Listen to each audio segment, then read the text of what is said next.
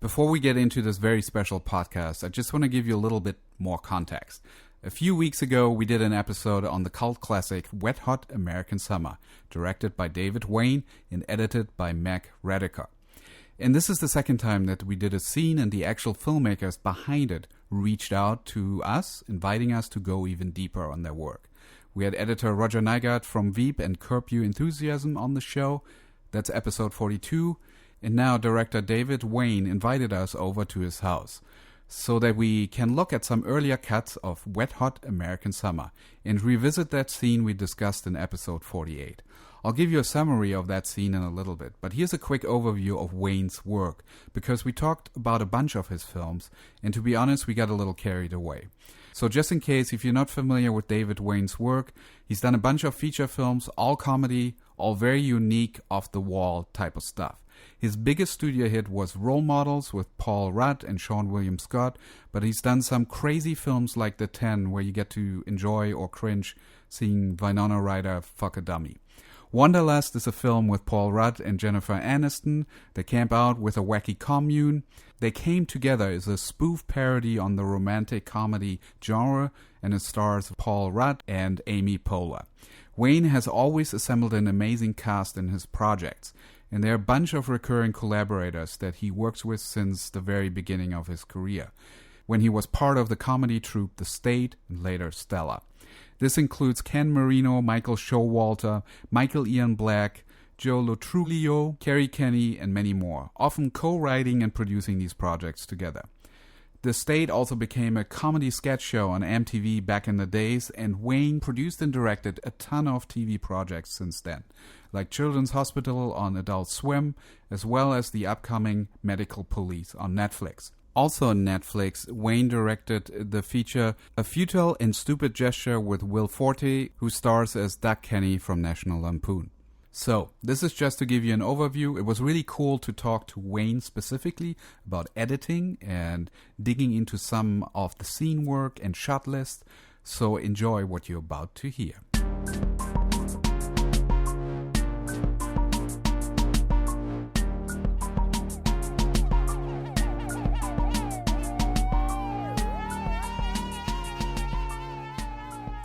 Hello, welcome. This is TGE, the podcast. I'm here in a very special place. We're at David Wain's residence. Hello. And we're so excited to do this episode because it's so nice. Like, we're trying to do something very specific on the podcast about editing and looking at scenes. And then when somebody reaches out to us that is actually the maker of that scene, I mean, that's so awesome. Really good validation for what we're trying to do.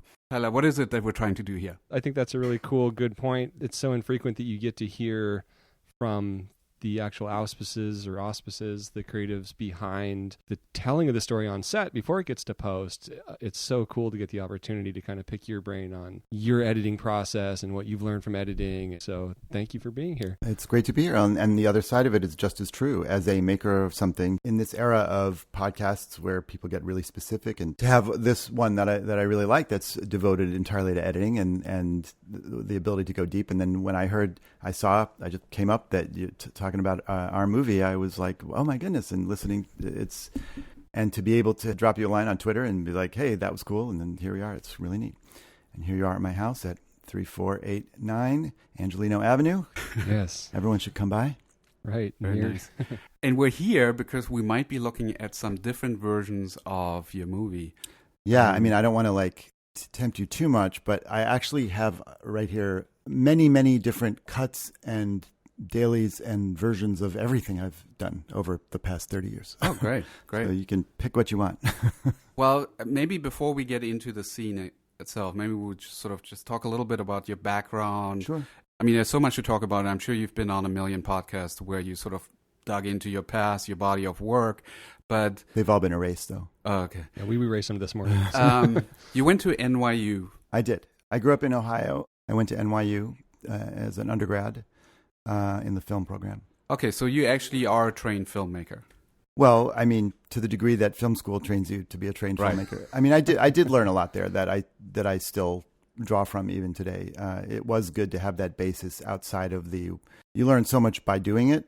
And I learned a little bit by doing before I went to, I was making little movies from when I was 8, but the formal training in film school was definitely a good element for me. And then you were also part of a comedy group at the same time? Yes. And when I was in college, truthfully, the comedy troupe that I was in, which later became known as the State, was more of my focus than my schoolwork. I see. And that's outside of NYU, or that was part of the program? It was not part of the program. We were all Okay. NYU students, but we didn't get even any support from the school to do what we were doing. We just felt like bands of outlaws and created our attitude over the years. So you weren't really like auditing acting classes or anything at NYU. It was straight making films? Well, as part of the film program, you did take classes in acting and other things related, and you also took regular liberal arts courses as well. Okay. But again, my main thing was the comedy troupe. I see. Instead of going to school. So all the people in the State, were they all going to NYU with you? Is that kind of how you found each other? And Yeah. was everyone in the film program, or was there like, oh, we got a philosophy dude, we got... Well, it was Acting basically dude. split between, the larger college at NYU is the Tisch School of the Arts, Mhm. and the university was 50,000 students or something. Right. But this was all Tisch students, acting, split between acting and film. But we met basically because I was actually in a different comedy troupe my freshman year, and then instead of getting new members for the comedy troupe, that we started like a JV squad B team, and this B team became the State. Wow. Yeah, it reminded me a lot of the futile and stupid gesture, kind of like the way that you were drawing from that. The parallels were not lost on me either. Yeah. Oh, good. Oh, darn. And then how did you make the transition from, okay, you're in a comedy group, you're doing a lot of work, you are a film student, you're making a lot of shorts, and then you combined the two? Well, it was a sketch comedy troupe, and we Yes. did these live shows. But short films were always sort of an element of what we did because half of us were film students. Okay. And there were two of us in particular that were really directors and really serious about it, I guess. And we always had sort of a cinematic bent to what we were doing. And then we really had a series of lucky things happen, which was I was interning at MTV at the time. Oh, okay. Mhm. And they were putting together this show called You Wrote It, You Watch It, which involved people telling or writing in funny stories, and then the show would act them out. And we sort of brazenly came up with our version of how we would want to do the show, and because they asked me if I wanted to be a director on the show for hire. Mm-hmm. And I came back the next day, having gone back and spent all night making 3 shorts with the group, our way of doing it, which was interviewing people on the street and intercutting it with our reenactments of their interviews.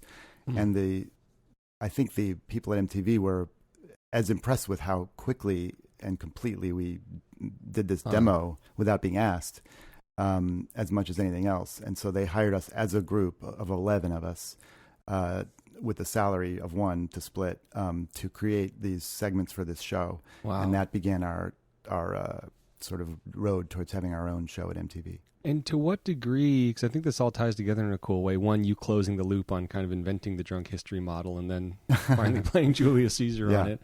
And then also, to what degree was narrative content or sketch even part of MTV at that 0. point? So it was like pre-Beavis No, and we were Butthead, the first, I believe it was around the time of Beavis and Butthead. But remember, at the time, Beavis and Butthead was little interstitials in between music videos and around music videos. Every show on MTV mostly had to do with music videos or was like a, House of Style, like news-based shows. And so the production at MTV was ENG crews that were, a camera and a bounce board and a lav mic. Right. And so we're going out and trying to shoot narrative sketches, and they had we shot them with the NG crews, or a bunch of them we shot. Basically, a third of the material was my unit. We called it second unit, which was essentially me going out with our high 8 camera and us in the group acting as our own crew. I mean, basically what YouTube style you would call it. And but it was many, many years before YouTube, and so we were doing those kind of things. And I think that's a good lesson to everyone listening, because there's a mentality when people are just getting into filmmaking and stuff of like, oh, cool, I'm going to finish this film program and then I'm going to go direct, Inception 2. People don't understand the value of starting at the bottom and how that's the only place to start. And you had an internship job at a place that didn't even have, an outlet for what you wanted to do. And then you're like 22 years old starring on an MTV sketch show. Yeah, it was crazy. I would say for sure there's no one way to do anything. And yeah, I think just, being at a place that was figuring out what it was at the time, MTV, and willing to take a chance on something different was pretty amazing. Yeah. How old are you? Like 18? Well, I was still in college Right. when I started. I did a lot of internships. I worked at David Letterman in the summer after my junior year, and I worked at VH1, I worked at MTV, and I just was psyched to be in the mix of anything. It was really exciting for me. Yeah. If you're in an environment like this where you have to create a lot of material, or you just make stuff, and you like make it again, and you get feedback, and you're realizing stuff is starting to work, how important that is in terms of an early, like building your craft up. I remember during college, because we were doing these live sketch shows a lot during college, and I took a 1 semester away from NYU at Brown University, and Michael Showalter was at Brown. Right. Mm-hmm. And he and I was intimidated because I couldn't get myself to write, I felt like, to the level of the other people in the group. And I was feeling very scared, sort of. Mike just told me, like, you just got to keep churning it out. Like, it's not, sometimes you have to focus less on quality and more on quantity. And then and I took that to heart and remembered this over and over. Like, it just, if you write 10 sketches or 10 screenplays, it's a much higher chance that one of them will be good, Right. than if you write 2. Yeah. And that's the same with jokes in a scene and, stabs at an edit or whatever. And I always gravitated to the editing too. Yeah, and that's carried into Wainy Days and Children's Hospital, where you've done all this like kind of needle moving comedy. You're able to do it with such like a small. Yeah, I have gravitated towards like super low budget, super fast making stuff. And sometimes some of my favorite, funniest things, I think, have been like the absolute thrown off cheapest ones in a way, because you really don't have the ability to overthink, and you are really going on instinct sometimes. I like going back and forth though, because I also really like the idea of being able to craft something and think it through and give it time and resources over years. Yeah. And still make it feel light and thrown off maybe. But You just brought up instinct, and that's also like doing stuff that you like, as opposed to maybe doing stuff that you think other people will like. Is that something that you figured out right away, or is that something that... Well, being with that group, The State, was a real reinforcement of that notion for me of just sticking to your guns. And I feel like I learned, especially with comedy, that guessing what someone else is going to laugh at is a real rough road, for me. And of course, there's, in feature filmmaking and in television, we do test screenings and we do feedback and we get notes and there's all that. But overall, my main rudder has to be like, am I liking this? Is this something that makes me laugh? And then if I feel that way, I stick with it and push it through. And then a lot of the maybe weirder, more left of center things that I've been able to get made is just through a lot of just blinders, force of will, saying, I believe in this. Doesn't matter if people aren't listening, I want to get it through. And then a lot of the stuff I've done has been not embraced by a large mainstream audience, but those who connect to it really connect to it. They really connect to it. It is satisfying on a personal level, because people come up to me sometimes and they're like, oh my God, your work is so meaningful to me. It's my litmus test for how my friends, whatever. And that's wonderful. And it's just, the trade-off is it just doesn't have the same volume of people, which translates into income. Yeah, but also, I think through that, doing The State and stuff like that and the live performances, you are just so good at building a community. Well, that's been a great gift too. Like the base of The State built into a larger community of lots of people that we love to work with and over the years. And, it's been my ongoing effort to really appreciate and continue to work with all those wonderful people, and also to expand and not, in every way, not to get stale. Yeah. When you do expand, what specifically are you taking from that kind of low stakes experimental filmmaking into the bigger budget comedies? Well, one of the things I learned when I did my first big studio film of 2, which was Role Models, I was struck more than anything of how similar it was to what I'd done before in terms of the actual, the budget was many, many times more than anything I'd ever done. And yet the process was basically the same thing. You go out with the DP, you figure out what you're going to do, you plan it out ahead of time, you have a tech scout, you talk to the actors, you figure out what the scene's about, you make it funnier. It's the real nuts and bolts of it are basically identical. There's many elements that are wildly different, but they have to do more about the external things and marketing and needs of many departments and levels of notes. And are you more comfortable maybe on that bigger budget, whether it's a big pilot or whatever you're doing, of kind of taking that on-set creative risk because you've done that so much with the other stuff? I'm sure I was. I mean, when I went into doing role models, I had done 2 indie films, both of which had tanked. But I had gotten enough confidence in my own personality, I guess, just to be like, no, this is what I think we should do. And it was, I'm glad about that because what I think worked about that movie, which was really the only feature film that I made that really did well commercially, was that we took a very somewhat by the numbers, but like, solid idea that makes sense as a feature film for a bigger mass audience, and then carefully but completely layered in our voice to it, right, in a way that hopefully that served the larger story instead of trying to undercut it. Did you, like you mentioned, you did an independent, you did a studio film, which is Role Models and The 10? Or The 10 and then Wet Hot American Summer before that. Did you feel just as unrestricted, or are you making the same courageous choices on the studio film as those 2 projects? Well, no, of course not. I mean, with The 10 and Wet Hot American Summer, and then later after that, they came together, right. We amazingly were in situations where we were given no notes by anyone, pretty much. Right. And so we were like, let's just make whatever this is. And the 10 is one of the weirdest movies ever. And right. You can argue, had we had maybe a smart studio giving us some boundaries on the 10, it might have been a better movie. Who knows? But certainly we had Mary Parent, who had been the former head of Universal, was our producer and had a very, very, very strong voice in it.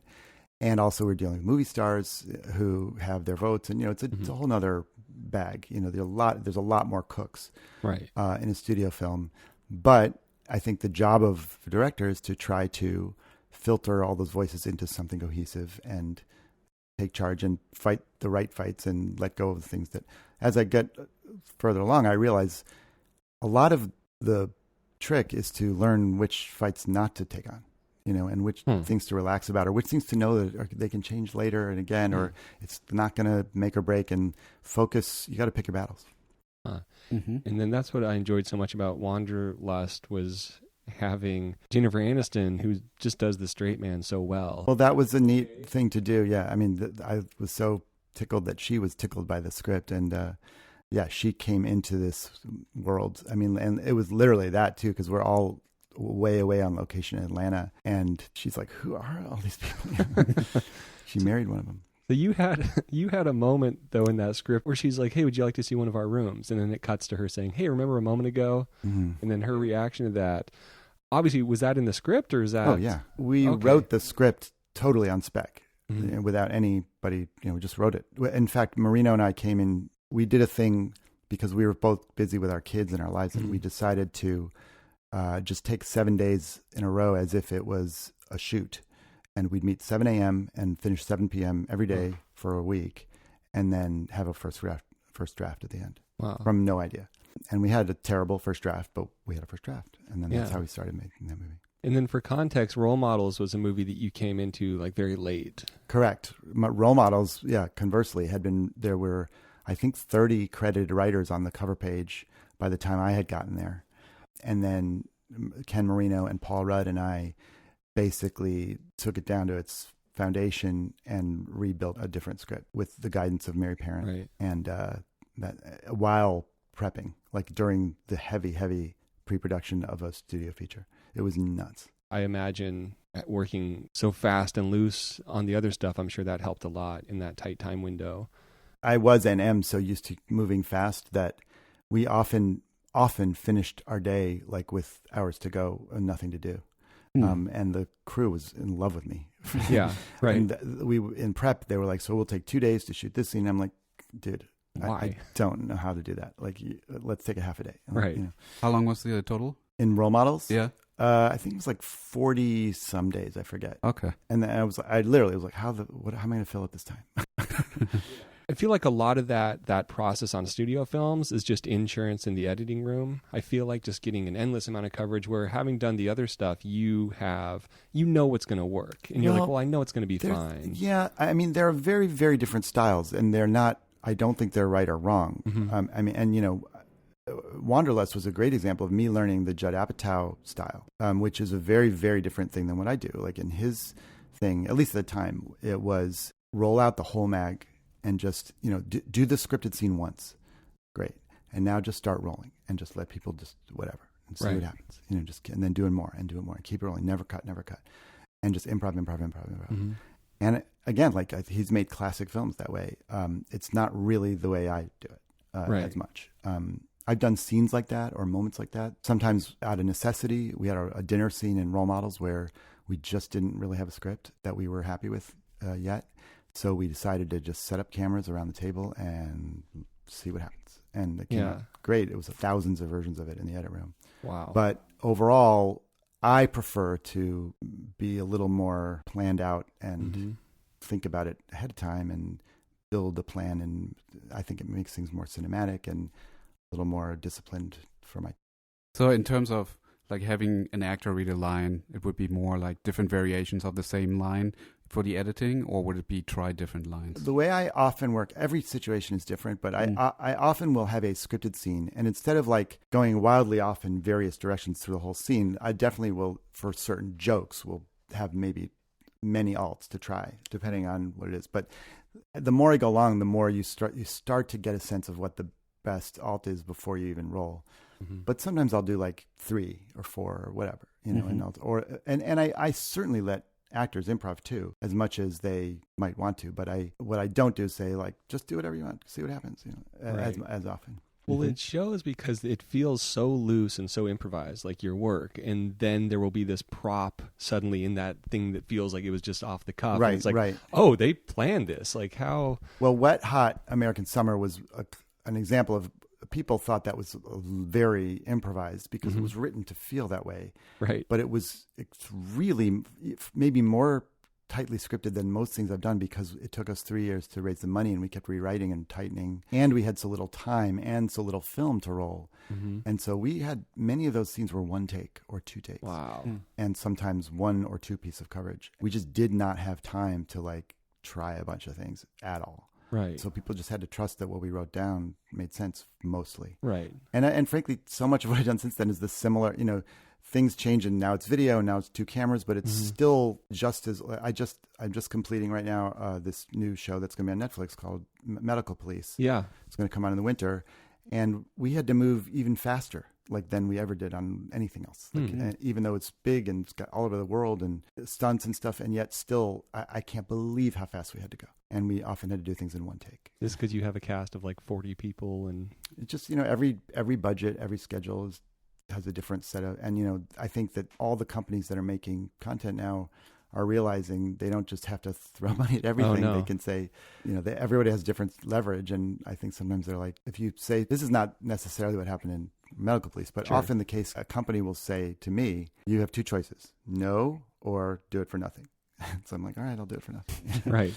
But you also have done some actual editing, actually physically doing the editing, and how that's kind of influenced your filmmaking and what you've learned from that. I always was interested in editing for whatever reason. I think part of what was that my first filmmaking, quote unquote, was when I was 8 to 12, and I had a big hulking video camera that my dad brought from his office, and it connected to 2 giant large machines just to turn on. And the first editing I did was, I forget what the feature was called, but you could tape a different thing over the thing that's on there, and only the picture would change. So you could record a new shot over. That's an overlay edit, right? Yeah, but you could do it live. So what I would do is I would like lip sync to a song. Then now the soundtrack was set, and then you could splice in a picture of me like running down the street or something, you know. And then then eventually I got to 2 machines hooked together, and you could tape one to the other. And then I went to the public access place in Cleveland, and I would use the RM440 and learned how to do that on 3/4 inch. And then that's what I continued to edit on, because when I was working at MTV as an intern, even I was starting to do things like producing and editing little news pieces and little packages. And of course, I'm doing stuff in college, and I learned how to edit on a Steambeck, and I did my short film on a Steambeck, which I'm thrilled to have that experience, but so glad I will never do again, carrying trims around in the hot city. Then during the State, we were editing the same way on 3/4-inch RM440 back and forth, taping to tape, until the second season. They had an Avid that we had access to. This is 1992 or 3, somewhere in there. And I spent a weekend, I holed myself up and learned the Avid and made this little sketch of the opening credits of the show, but with splicing in my own picture, like every frame in different ways, or like old pictures of myself or clips of myself. Wow. And just as a joke for the crew to look at on Monday, and then we ended up using it on the show. Yeah. So I've basically continued to, work as an uncredited co-editor on everything I've done. Mm-hmm. Sometimes less so, but right now the process I do, like on Medical Police, great editors. I always have great editors, but they'll send me a cut. I'll make voluminous notes, but a certain percentage of my notes are, here's how I would do this scene. Check it out. And we're all on the same shared thing. Is this Avid or is this Premiere? Avid. Okay. The Avid. I use Avid at work and Final Cut at home. Okay. Final Cut 10 or Final Cut 7? Final Cut 10. And I'm just a nerd, and I love to learn how to do things fast and figure it out. And so I love editing, and I've done it always. And then what specific, how has something you've edited, anything you've actually physically done, like the episodes of Wainy Days, where you've learned something about directing from that, or acting, or writing? Well, I mean, it's just constant. I mean, I feel like by really seeing the footage and seeing how things work and don't work, you learn about every aspect of filmmaking. I'm surprised more editors don't become directors. I mean, many do, but it seems like one of the more obvious paths. Yeah. I think maybe just different personalities gravitate to those, because the difference being you're commanding an army of 100 on a set. But it's the communication, I think, that maybe editors, they're really good at seeing the story and being able to put it together.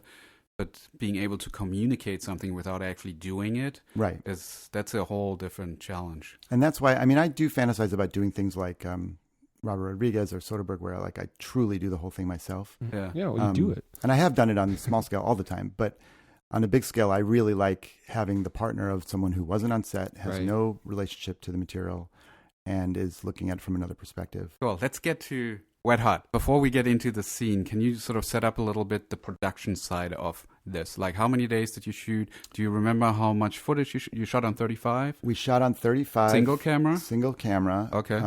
It was 28 days, plus we did one sort of half pickup day later in post. It was pouring rain almost every single day. Right. It was a $1.8 million total budget. Wow. We shot in a summer camp in Pennsylvania in the early spring, and it was very cold. Shooting ratio? Any guess? Shooting ratio was low. I don't remember exactly. Okay. But I know that I remember our producer, Howard Bernstein, coming up to me a third of the way through the shoot and being like, you got to shoot a lot less. Oh, really? We're running out of film. Whoa. I was like, all right.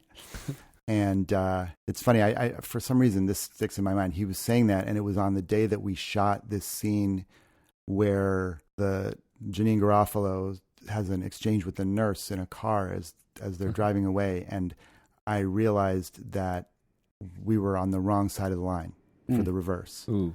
And we only had done one take. And I was at that moment being like, well, anyway, let's move on. And it's in the movie exactly that way. But it's one of those psychological things where you don't really get jarred by it just because, Did you get cutaways for that? Like shots of the car radio or, I don't know, something to hide it with? No. Oh, Rex, there's no film. I mean, we had a shot list that went in every day and cut it down to a third of it and then shot that every day. It's so funny because you could get away with anything, like literally, but then to be in that position where it's like, oh, we're breaking the line. It's like, you've established it's fine, but I can see how that would just be jarring. Even well, the audience wouldn't really know. We looked at it like, do we flip it? But I mean, it's interesting. I mean, crossing the line sometimes just based on any number of factors doesn't really jar you. Yeah. Just at the end of the day, it's just how it looks. And it's how engaged you are in the story. Yeah. I mean, overall, I don't recommend crossing the line without knowing how you're doing it or why. And it's so, with film students, you get that all the time. It's like, you broke the line, but they don't know that they did. Right. And it's like your scene's jarring and doesn't work. It's like, well, they did it in Wet Hot. It's like, they knew. Well, I can't tell you how often sometimes I've been on a set and we're trying to understand the line of, like, what you would think of as absolute basic 101. And I'm working with a professional script supervisor, myself, the DP, the AD, and we're all sort of not sure, like, wait, but if she's looking this way, Right. especially when you're doing a lot of cheating and you're shooting both the same direction and all that, which I do all the time because we can't build a big set. That's the fun of it. That's the puzzle. Yeah. So when we did the podcast a couple of weeks ago, we looked at a specific scene where we go from the river, from a raft. Should I pull up that scene? Yeah, let's do it. So at this point of the podcast, we looked at the scene, and the insights we got from David were just incredible. But I gotta admit, we did a bad job describing what we were looking at most of the time. We just got carried away. So my recommendation would be that maybe you stop the podcast here and just watch the scene on YouTube. We'll include a link. But if you can, here's a summary. So it's the infamous motorbike chase scene in Wet Hot American Summer. It starts with Joe Lotruglio on a river raft with a bunch of kids. He jumps off, crawls onto the riverbank to steal a motorbike from a random couple in a tent. So Joe drives off and chases Ken Marino down a forest road. At some point there's a rabbit crossing the street, and we cut back and forth between Joe on the bike and Ken sort of running. He's on a process trailer pretending to run. The scene ends when there's a hay bale in the middle of the road and Joe ends up jumping over it, while Ken stops his bike and has no clue what to do to get around it. So with that in mind, here's David's analysis and what really happened during the shooting and editing of the scene. The great action scene. Definitely have a couple of questions that we asked during the podcast, like, I do like that scene a lot. Yeah.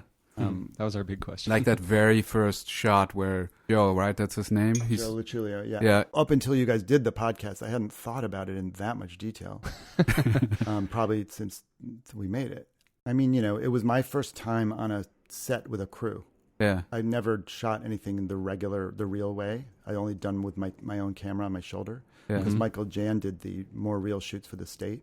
But I love it too. I do like this movie. How big was the crew? The crew was small, but I don't know the number, but it was definitely theirs. But it was, it was your basic at the time indie film crew. It was whatever we absolutely needed.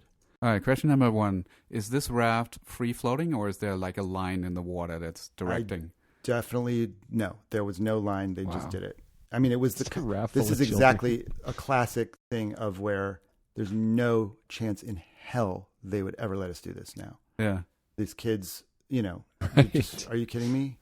There's so many things that we probably did on this shoot that like just today's standards of filmmaking would be like not a I mean, we had these kids over a waterfall. Yeah. It was nuts. And this is like 2002 though, right? 2000. Wow. Is this a real rock right there? Yeah, this is all. It's funny. I was laughing so hard. This is what made me tweet you guys, I think, because I was laughing so hard because like it was probably like a rigged thing. And no, this was like one take, and you were like, they must have planned this out a lot. Right. I think maybe they did this twice, but he just did it. There's no trick at all. Was there coverage, or were you just like, this is it? This is it. Wow. Well, then there's a whole scene. If you look here, watch right there. See in the background in the tent there? That's me and Carrie Kenny. Oh my God. And when he drives off, she and I have this whole deleted scene, which is a complete detour about nothing. This was my cameo in my own movie. In editing, we were like, even I was like, it's too much of a detour. It's just, we're late in the film and it's fun to have these little diversions, but Jesus Christ.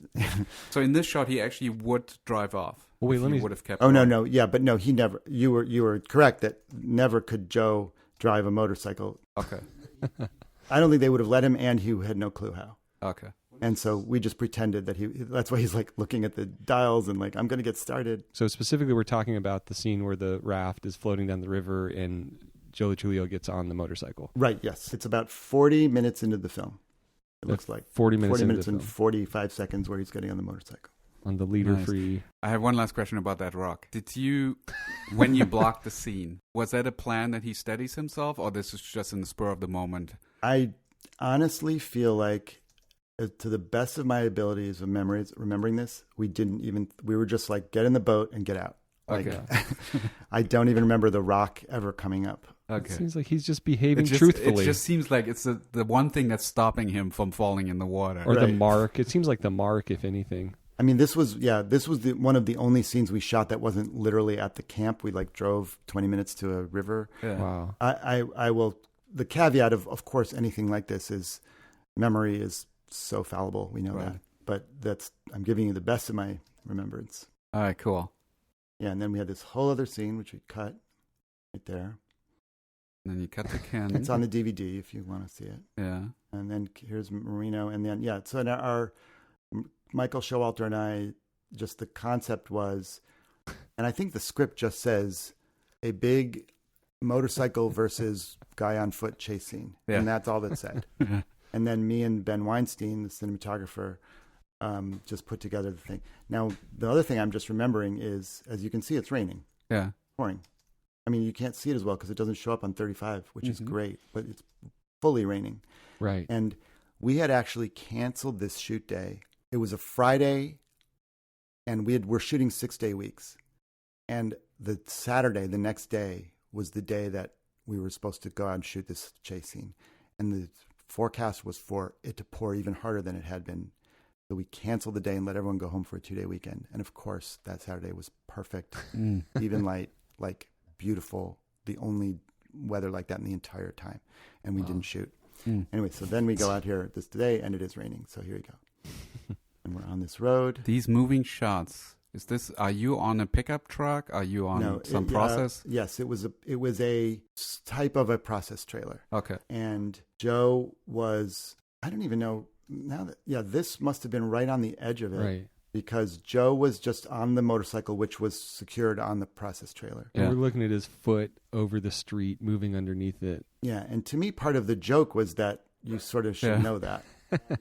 Okay, what's in the background there in that shot? Is that just the clearing? No, that looks like a truck, you mean? Yeah, I always thought that's like the process trailer. No. Well, I think that was...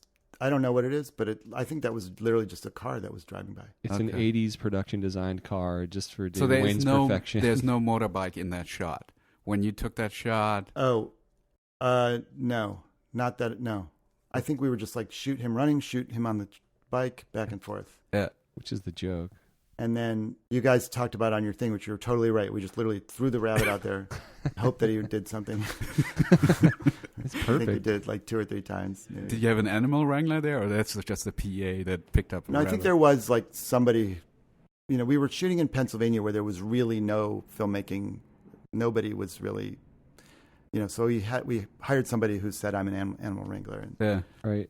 Okay, so the relationships in these shots, obviously, right. There's some continuity issue. Is that the joke? Yes. That you already saw in the shooting or in the editing? Probably half and half. I mean, like we basically were like, set up the process trailer and let's see what happens. And I'm like, oh, go closer. Like, oh, that's weird. Do that. And then definitely I knew that there would be some weird spatial things. Like this shot was not planned at the time until we realized like, oh, just go from that to that. And it's so, I mean, obviously, I know what it was. I think they must have had Joe on the actual ground and then somehow dragging him? Somehow like fastened to the trailer. Right, like jet ski style kind of. Because he was obviously so much higher. Right. Like 5 feet higher than he would be. Right. What is he running on? Nothing. Yeah. He's just pretending to run. But so he's on the process trailer. Yeah, his feet are still and he's on the process trailer. Yeah, and it's back and forth. No treadmill. I was no. There's no budget for a rock or treadmill on this film. It might have been that Joe was on something. Yeah, the wheels of the motorcycle weren't turning, but the motorcycle was on a lower wheeled thing behind the process trailer or something. Yeah. Okay, so we're at the hay bale. Yeah, and this was basically as scripted. Okay. I think it was a last minute thing to undercrank and go slow-mo, which I can't believe we didn't think of before. Okay, nice. And then Marino always just sells it and makes it great. And then, yes, here we just very brazenly use the stunt guy. Planning it in the shooting, were you like, that's hilarious? I mean, he's acting it out. Well, because like this shot, we easily could have put Joe in there for this. Right. Yeah. No, that's what's so lovely about it. But we didn't. But so you knew filming it. Yeah. Like push it and we're totally going to use this. This shot I don't love as much because it's... Really? Well... if I did it again, I wouldn't be on such a wide lens with nothing in the background. But it's so period perfect. Yeah. It just looks like the 80s movie that... And when it fails a little bit... Well, I mean, a lot of what is charming about this movie is the happy accidents of first-time filmmakers, like stumbling on things that turned out to be kind of funny. Yeah. Right. So in your first rendition of this scene, it was longer. You said there's certain stuff that you cut out. I have one cut that I don't know how. I actually have not watched it. So this is the July 2000 cut of the film, which, as I just mentioned, I have not seen myself since probably July 2000. And I happened to find it, and it's the only rough cut that I know of that I have, except for unless there's a VHS somewhere. So here, well, let's just want to watch it. Yeah, that's it. It might be exactly the same. So it might be like Geraldo's Vaults. Like It's fine. I don't know. Victor took the match. Wait, I can see a rope now. I want Victor back. Yeah, we all want him back, Sammy, but he's not coming back. The name isn't Sam. We'll die without him. By the way, this is the only, I'm pretty sure this is the only time in the entire movie we used a lav mic. Okay. Now, Wow. in movies, every single scene, every actor has lav mics. This one was the only scene. And you have these kids just having to nail this one take, right? Yep. Well, I think it was 2. Okay. But still. Fine, you're right. I'll find the son of a gun. I'll bring him back here if it's the last thing I do, dead or alive. Alive. You want him alive. And there's a spot where there's a kid that looks into the camera. Right here. So far, it looks the same. Yeah. Like I said, it might literally have already been figured out by then. I don't know. The music's the same. Oh, Okay. no, this is different. You know you can't do that. Yeah? Just watch me. Hey, Oh, give me my motorbike. looks like he left frame there. Hey, he just stole my motorbike. Yes, I did. I was wrong. Okay, Okay, that's so a new that's shot. Such a stuntman See, setting that up. it's interesting. So you get, that's me and Carrie Yeah, Kenny, yeah. and it's like, what happened? You stole my motorbike. So by this point, I guess we had decided to cut the long scene of us talking about nothing, Yeah. but we kept that little piece of it at that point. Right. Clearly, The Hitchcock cameo. so I'm going back. My motorbike. Get it back. No, I can't get it Oh, back. maybe not. There's more. $2,500 for that thing. Now what the hell am I supposed to do? You calm down! You're not the one who's paying monthly interest on a loan for a brand new goddamn motorbike! Hey, I'm not the one who stole it. I know, I'm sorry. I didn't mean to snap at you. I'm sorry. It's just that it's very difficult, and plus the arthritis, and you know, your dreams of med school. I just don't know where that money is going to come from. Paco, listen. I can wait for medical school. You don't have to worry about that. And when we get back home to Prague, I'm going to buy you a brand new motorbike. With what money? With what money? With Deutschmark checks, which we exchange over the black market, and then we've got our money. So much. Isn't that hard? It's just such a great aside because there's so much like story intensive detail Like, that what just the doesn't heck? matter at all. Oh my God! It doesn't even go back to the chase. It goes to Showalter. Yeah, weird. To the kids play baseball. That was that was fun. It gave me like chills watching that scene. That's so weird. I remember it was so loud Yeah. that it was. What bummed me out, it was the waterfall was so loud that it was hard for me to like be in the scene. Right. Like I had to just scream to be heard. Right. It would have been funny to intercut that with the chase. Like it's just. Do you We have? might Do you have remember done that at some point? having several kind of like tangents like this in the first cut of characters that don't really appear? That was the biggest one. Okay.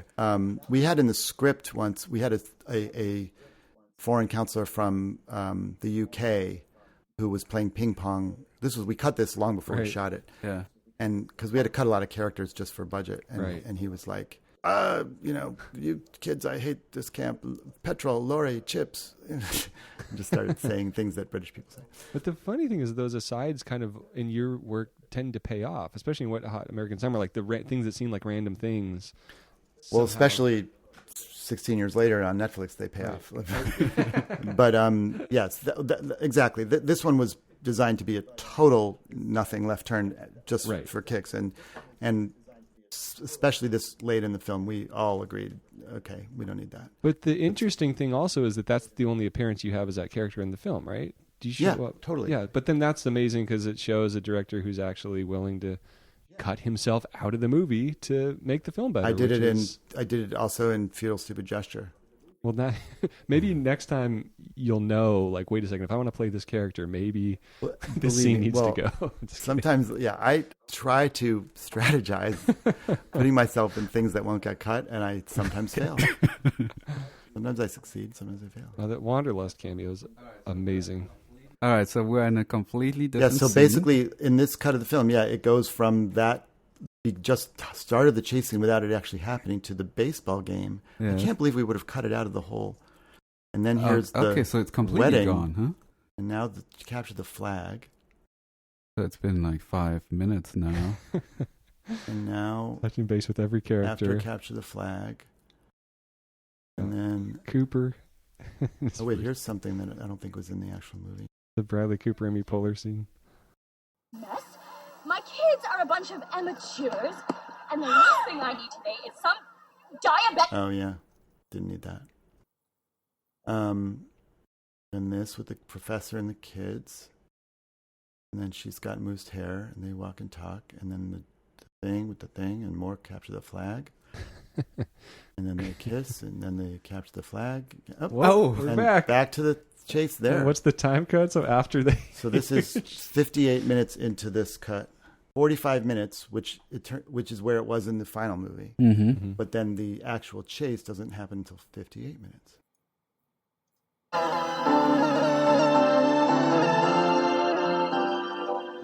So all this happened while the chase in story time is going on. Right. Basically, it's the meanwhile at the ranch. The condensing of the Right. time frame is one of the jokes in the movie. Yeah. Yeah. How much happens, and we worked all that out before. We're like, this is at 2:38 p.m.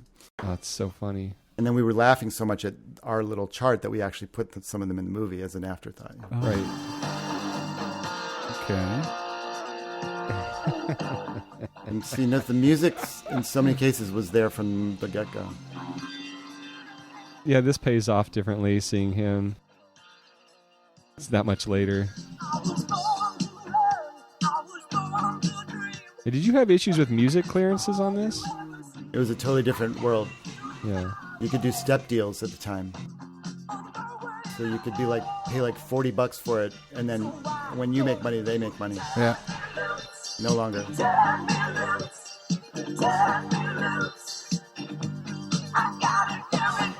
The cut's a little different. Little bit. It's pretty similar though. Yeah.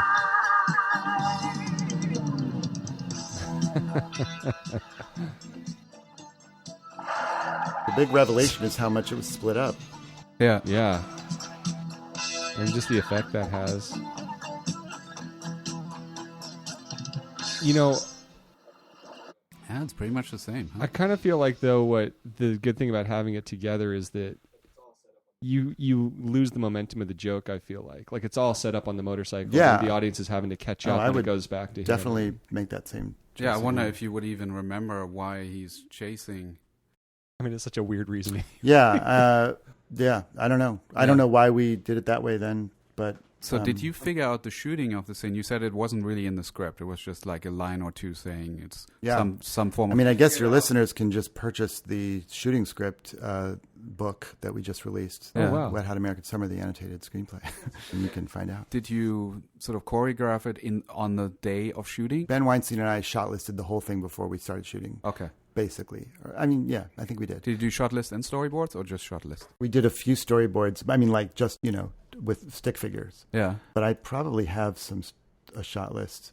So at this point, Wayne is going through a bunch of his computer files and he ends up at the actual shot list for that particular scene. It looks like a Word document with just a list of shot numbers plus a description of each camera setup. Who was the DP? His name's Ben Weinstein.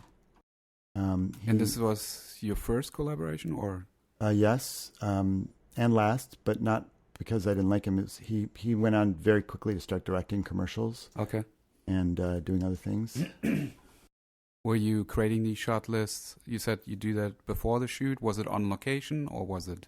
Yeah, I mean, we were out there on the camp for a little while before we shot, and I'm sure we revised it more. I mean, I have a much more sort of organized system now. Yeah. Here we go. Oh my God. Actually found it. I'm so cool. Neil chases Victor, runner versus motorcycle chase. Hi-hat on ground, haystack in foreground, Victor approaches. Static, profile, long shot, low angle, slow-mo, Victor jumps over the bush. Static, profile, long shot, low angle, slow-mo, Neil stunt skids out. What bush? Neil defeated, watches Victor. Victor watches the camera, looks back, keeps running. Static, both screech around, same corner by rocker sign.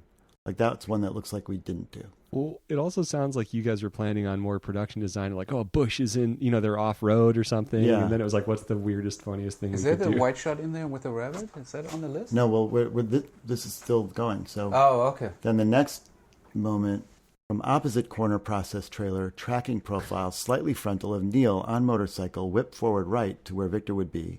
Whip back, tracking profile of Neil on cycle, same sub. Oh, we were gonna hide a cut in the whip, but we ended up just doing it real.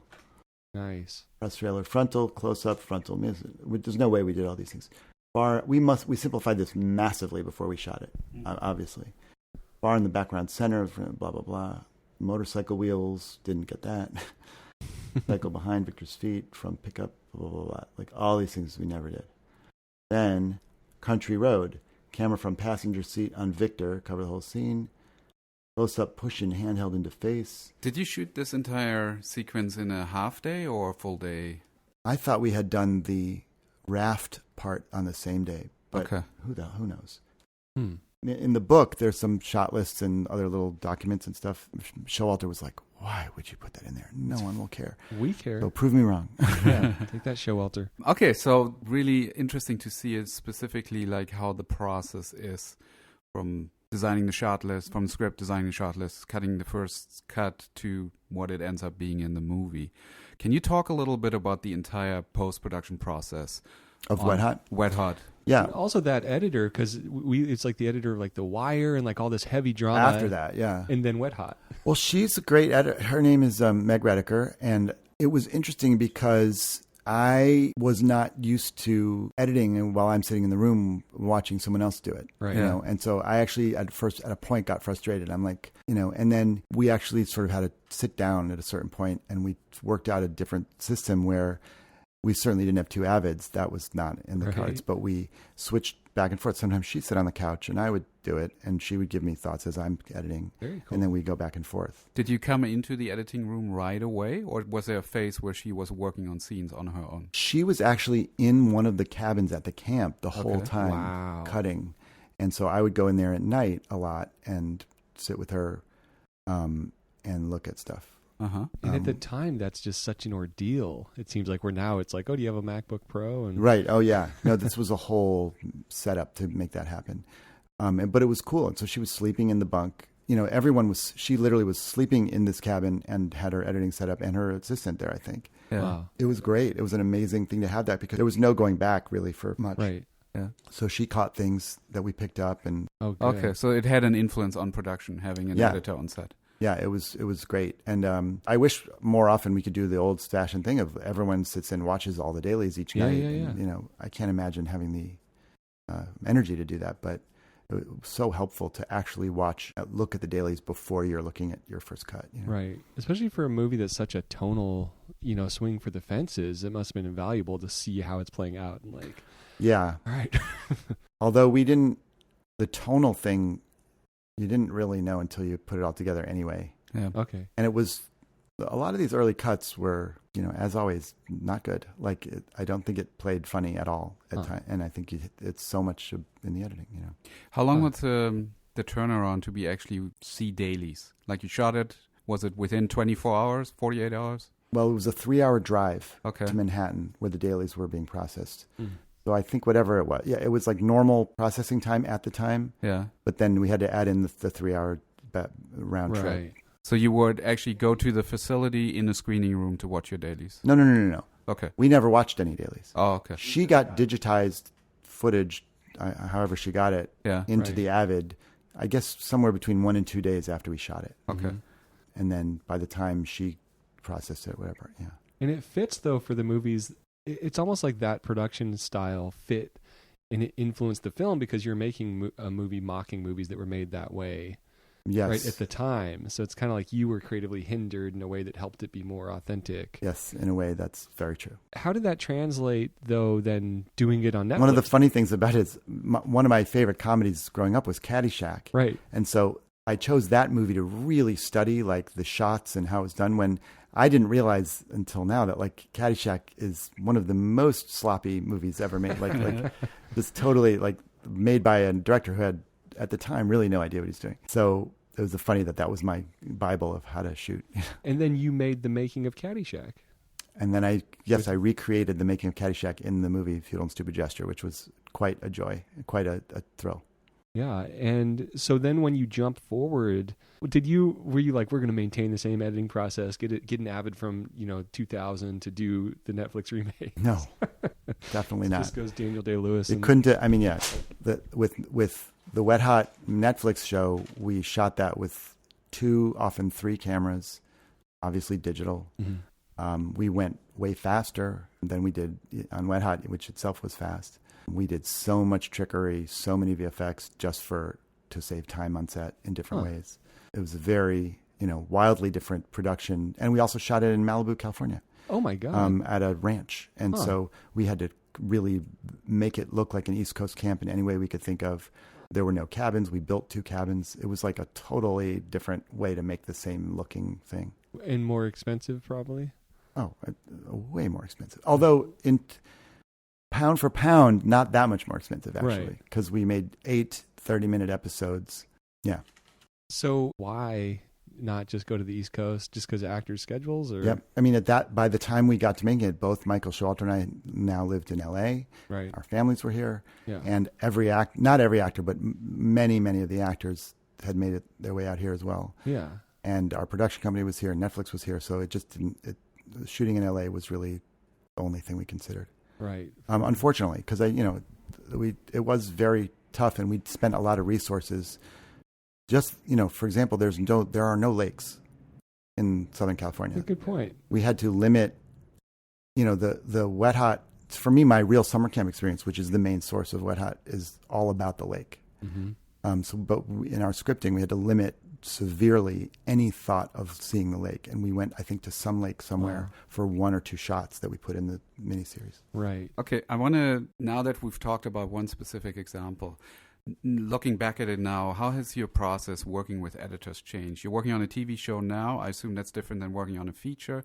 And then also, how do you now collaborate with editors on your project? I'm always reinventing it every time just to see how we can do better. But now, I mean, I think it's like, as I mentioned, I try to let editors do their thing more than I have in the past. And it depends on the editor. Every editor is so different in the way that they work and their style. Do you have one editor that you've worked on repeatedly and that you seek out? I have several that I've worked with repeatedly and that I seek out, but they're often, you can't always get them, but then I meet new editors that I love. And so, for example, I've had some stuff like this guy, Rob Nassau, and Jamie Gross and Eric Kissack are 3 editors that have worked on many, many projects with me over many years.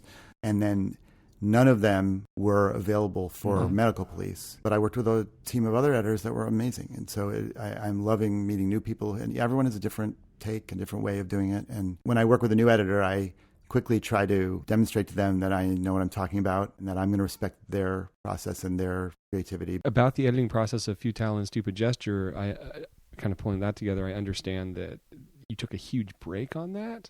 Right. That was an interesting...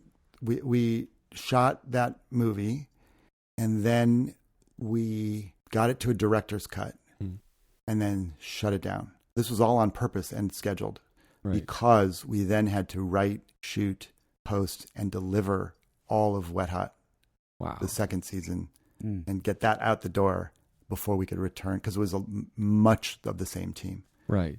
But me in particular, Yeah. So we had to then return to Futile and Stupid Gesture many months later. And then we did some reshoots on that and went back into post, and we also lost our editor. Right. And so we lost one of my stalwarts and brought in another of my stalwarts to do that phase of it. And how did that influence, do you prefer, because that's very similar, I feel like, to Woody Allen's process where there's a break. I love it. I wish all movies could do that. And we also did that more accidentally on They Came Together. Okay. Where we had got to a director's cut and the studio hands had changed and nobody was interested in the movie really, and they forgot about us, and I ended up doing Children's Hospital for a season. Yeah. It just sort of sat there for a long, long time. And during that time, though, we were churning about how do you do this? And we completely rebuilt the movie from scratch in a totally new format after this long break. And if not for the break, it would have been a far worse movie. And I'm totally fascinated by that movie. And I recommend, if you are in a relationship that you think is weird, that you pretend you found this rom-com with Amy Poehler and Paul Rudd that you want to watch with the person. And then I was like, it's so cool they did that. And then towards the end, I was like, oh shit, are they okay? Like what? How do they market this? Like what happens when you sell a movie this way in theaters? And what happens is you don't market it and it dies quickly. But I love it too, and I thank you. And I think that movie, like I said, the whole movie is told in flashback by four people around a dinner table, which came as an idea after late in post after this long break. Oh, really? And we had no money. The studio had no interest in supporting us any further, but we're like, okay, we're cobbled together enough to get 8 hours of shooting, one day, 3 cameras. Wow. And 4 actors around a table. That's the most we could do, but it ended up being a third of the running time of the film, and we cut out a solid half of what we had shot. Huh. So, yeah. So what was it before? Because I feel like that framing device adds so much. I know, it's to everything. It. I know. Well, it was just the movie. It was just showing the story in a more traditional, linear way. Without the winking, I guess. No, all the material was the material. Right. It was still a very weird, Showalter Wain kind of movie. Yeah. But I think you didn't have a way in. That was the problem. Even people who like our stuff had trouble locking into what we're doing.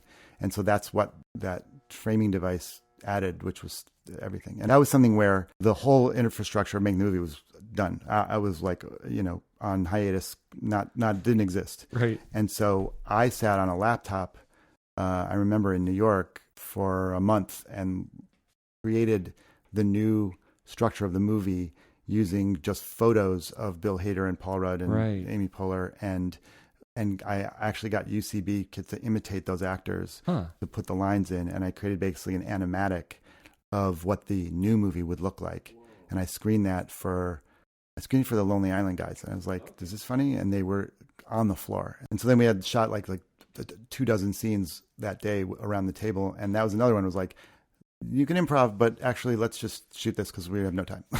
Yeah. I heard you say in one of the podcasts that I listened to in preparation to this. Thank you for doing the preparation. Oh, you're very welcome. That you said sometimes it's really hard to do a cut down of an improv scene. Like it feels like just a cut down of a version. And that's one of the reasons why you'd rather write the scene as opposed to trying to find the scene during the shooting. I think when it's done not well, I think some people who've taken that sort of recent style of it's improv, spontaneous, that gives you so much. But if it's the pitfall of it is you feel viscerally that you're watching a cut down of a jam session or an improv session instead of a scene. But I mean, and you had that great editor from Curb Your Enthusiasm on, Roger Nygaard, yeah. To me, that's incredible. I love that style, and that's perfect for that, and you can see that part of what I love about Curb Your Enthusiasm is that they're doing that. And that's there's a meta quality of you can almost see them all about to crack up every time they're cut away, and that's great. That's its own thing. I think it depends on what it is. Not what I do. And I can't imagine the studio changing hands between cuts if they came together, like the cut without the framing device. So new people came in. Well, what it really was that They Came Together was part of an experiment at Lionsgate of can we do micro budget comedies and see if that works, in the vein of Big Fat Greek Wedding or something. Sure. Right. And while we were shooting, they decided, no, let's not do that. And they shut down that division. And so we're they were finish the movie, but we'll see, and that's wow. In terms of editing comedy, is there some best practices that you figured out in a way? You're shooting it, you're shooting these building blocks. Always put in, when there's something weird happening, put in a sound effect of a record scratch. Always do that. I'll do the pipe drop. And a big whoosh, and then... No, I'm joking. Definitely joking. Sven has a history with the record scratch where he hates it. It's his most wild sound effect. And I can't believe how many editors... Yesterday I put in, take out the record scratch. But Okay, so best practice. What was the question? I was preparing the joke. Cutting comedy. What is things that you do on set to have these building blocks that you can play with in the editing? How do you make a joke work? I feel like ultimately comedy is an ephemeral art in a way. I remember this. I always think about this interview with Woody Allen where he's like, "You can teach a lot, but either you're funny or you're not funny." Yeah. And I feel like in a way, making comedy has a similar element to it. Like if there was really steps to it, it would not, it's different, but I tend to think about telling the story, what the characters want, like all the basic stuff you would do for any scene in the shooting and the editing. But then you sort of have to have like a simultaneous parallel track of knowing what the jokes are and how they're getting hit and when they're clear and making sure that they're being communicated. And then giving options to yourself on set. Which it seems like that's Del Close's whole thing, right? Is just treat it straight and then... Yeah. And then how do you know when it feels like, okay, this is probably the best version of... Oh, you mean in the edit? Yeah, you do a version of a joke and then you try to figure out whether that's the best version. Yeah. What I found is that on Medical Police, for example, we have 4 EPs, 4 showrunners. And it's done. You shot 10 episodes? We shot 10 episodes in the wintertime, and we've been posting them since then. Wow. Midway through the picture cutting process, we screen all the episodes for an actual audience of like 20 people that we bring to the office. Mm-hmm. So we go through rounds, and each round we discover a lot of stuff. And so we have a director's cut, producer's cut, second producer's cut. Then we do screening cut, which is another producer's cut kind of. And then the studio cut, and then the network cut. Wow. And sometimes there's 2 studio cuts, and it's like there's a lot of cuts. But we realize like the nature of it, that you keep figuring stuff out, you keep tightening or loosening or whatever. And with comedy, you find those little things. Like sometimes it's just like moving a music cue a second later, and you're like, oh my God, now it's funny, or anything in the sound mix or like repeating, in your case, repeating something.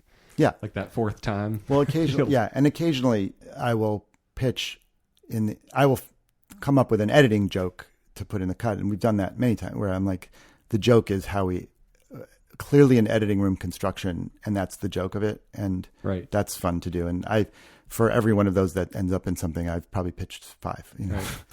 So when you're working on an Apatow film, I know he has and you talked about the amount of shooting that goes into it. Like I know dudes that have lugged like the 1.4 million feet of physical film.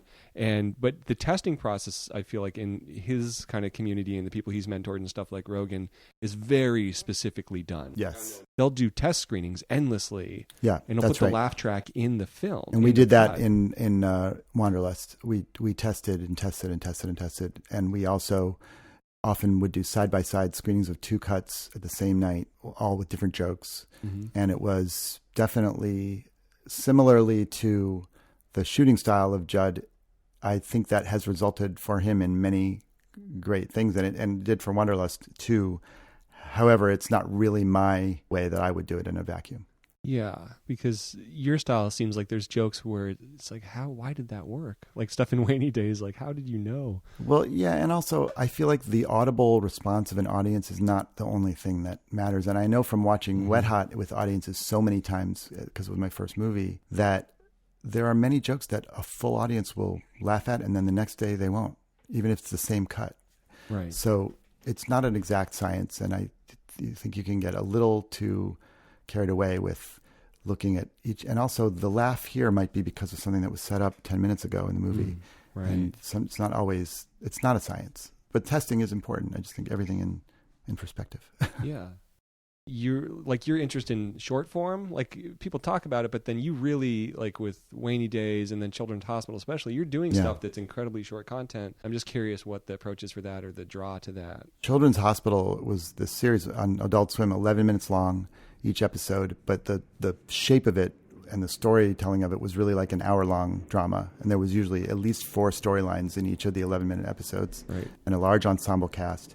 And that challenge was absolutely catnip for me. It was so fun to like figure out how the hell do we fit all this into 11 minutes with jokes, so yeah, I do like that. I like the challenge of you would think I would be a really successful commercial director for that reason, but my point simply is that I do love doing that. And children's was one of the ultimate examples of like, how do you squeeze it down? And then we did that in our Stella shorts and in Weeny Days, as you said.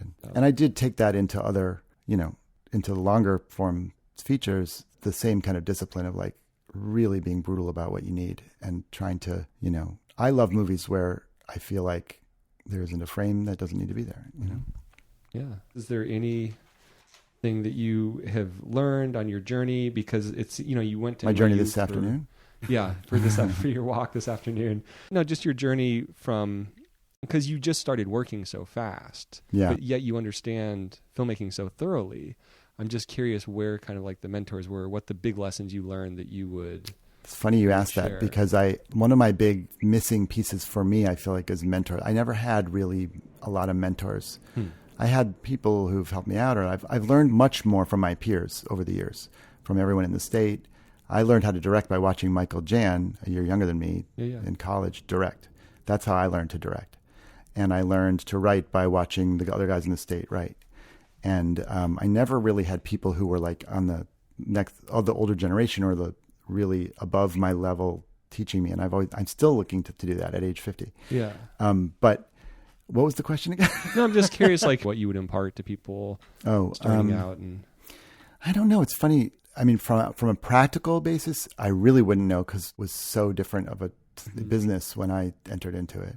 Yeah. From a creative sort of learning basis, I would say don't limit yourself to the kinds of thinking that is important for this sort of work. Learning about everything is incredibly important. Every part of the making of the process and every part of the world. And I think that the best filmmakers they know the most about history and philosophy and whatever.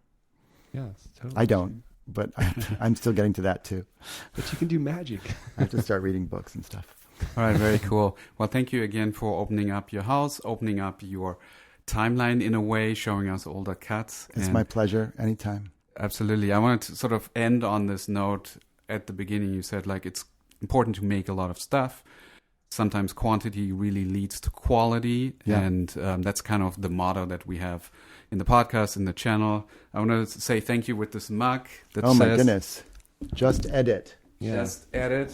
And I love this. feel free to bring that into your editing bay. I'll bring it in with my matcha. In case they forget what they're there for. Exactly. Thank you, guys. And then when you work with your editors, just hold it up to them every once in a while. So just keep going. This is awesome. Thank you, guys. You're It's very really welcome. fun. And you fit the philosophy so well because you just do it. And it's amazing. Listen, what can I say? Every day. Keep it going. Thank you so much for being on the podcast. Yeah. A pleasure. Thank you to Critter for the music. Subscribe to the podcast if you enjoy it. And as Sven always says, Happy editing. iPhones and TV shows about tweakers. There's no sane zone, so put your head between the speakers. There's no sane zone, so put your head between the speakers. tune in next week.